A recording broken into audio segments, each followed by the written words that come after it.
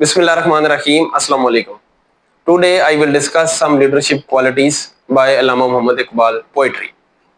علامہ محمد اقبال کے شعر کے اندر کچھ مین ایٹریبیوٹس ہیں جس کی وضاحت لیڈرشپ کے لیے کی گئی ہے. نگاہ بلند، سخن دل نواز، جان پرسوز.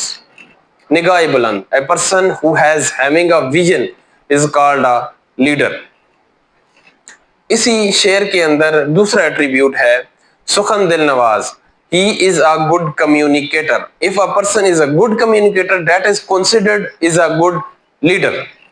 اگر ایک شخص جس کو بات کرنے کا ذوق ہے، شوق ہے، جس کی بات سنی جاتی ہے، جس کی بات کا مقصد صحیح سمجھ جاتا ہے، جو اپنی بات کے ارد گرد لوگوں کو اکٹھا کر کے وہ مقصد کو اچیو کرتا ہے. اس کے بعد اسی شعر کے اندر تیسرا ایٹریبیوٹ ہے جانے پرسوز.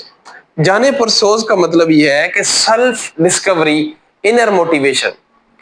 ایک اور شاعر فرماتا ہے if you are not familiar with yourself, you are actually directionless.